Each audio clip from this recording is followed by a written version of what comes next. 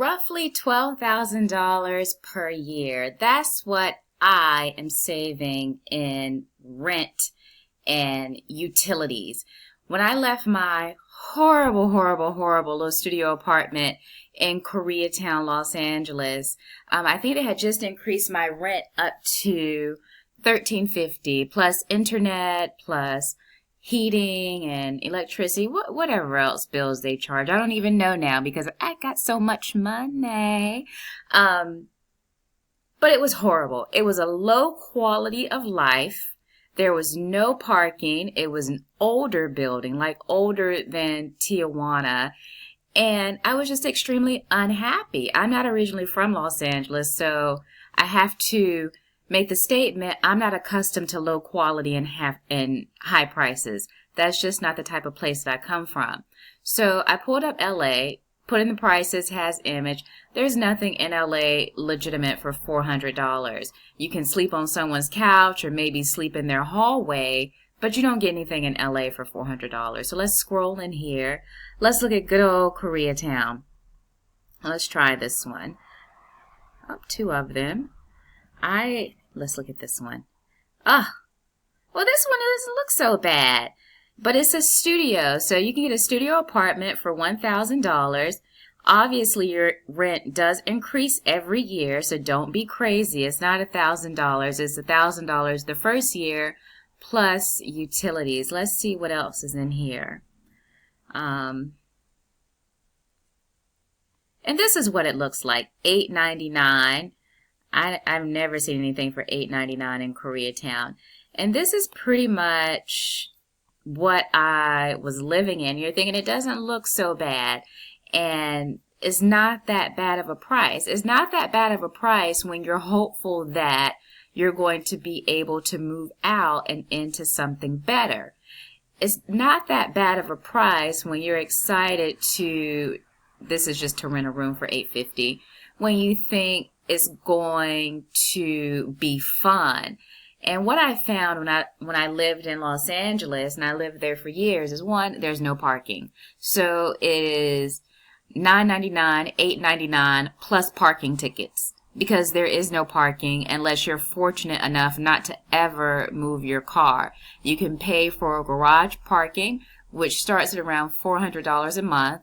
But there is no garage parking available at that price because it was all taken years ago. So if you wanted to have like secured parking or monthly parking, it's really another $1,000 a month.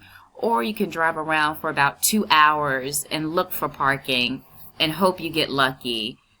And that's about it. So $8.99 plus parking tickets plus, the utilities, the cable, and whatever else is charged. And like I said, the places don't look that bad in the picture, but then let's say you wanted to upgrade to a 1-bedroom.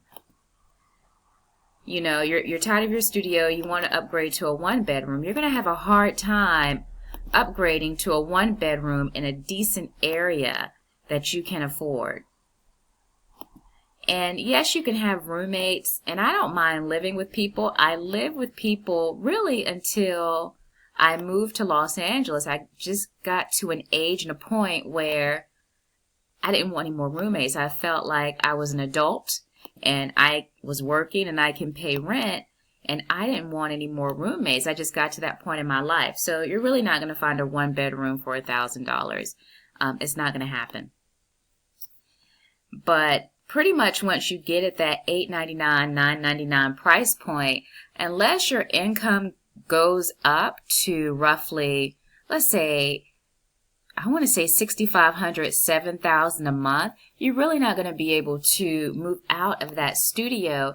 And I don't say $6,500, $7,000 to make it seem like I have a high quality of life, but for you to actually live in a decent area, just a little bit of street parking for when you get off work, maybe like a nice park or an outside area to take your dogs, you're going to spend about $1,200 to $1,500 for a 1-bedroom. And I was not willing to spend that in Los Angeles. I just wasn't. And not being able to improve my quality of life, it led to depression. And I didn't want to have a low quality life. I didn't want to be depressed, but I wanted to live by the beach in the sun. And Playas de Tijuana has the same beach and the same sun as the rest of Southern California. So we skip over here and we look at what's available in Playas de Tijuana, Del Mar, which is one of my new favorite areas. And we see places like Playa Vista, furnished apartment with an ocean view. San Antonio Del Mar, one of my favorite areas. I actually started to see places that I could afford. But honestly, while living in LA and not having parking, like, driving around 2-3 hours at night looking for parking, getting the parking tickets because I couldn't find parking or having my car towed, it led to a lot of financial stress and a lot of depression because that's not the type of life that I wanted to have. So every year that I live in Playas de Tijuana, I save roughly $12,000 per year. What does $12,000 per year allow me to do? It allows me to go home and visit my family. It allows me to get bills paid off. It allows me, to go to the dentist. It allows me to do so many other things that I did not have the time to do in Los Angeles because I was either working or searching for parking. And I really did not have the disposable income because it was all being paid towards living expenses. So primarily, I moved to Playas de Tijuana to save money, but in addition to saving money, it took so much stress off of me. I mean, honestly, when I moved here and I didn't have to kill myself to make rent the next month for whatever reason, I could sleep. And once I was able to sleep, I could think. And once I was able to think, I could start solving my problems that only arose because I lived in Los Angeles. So moving to Mexico, not that it's permanent or that, your desire is to stay in Mexico for the rest of your life, but it definitely is an opportunity to improve your quality of life, to save some money, and then make a decision about what you would like to do.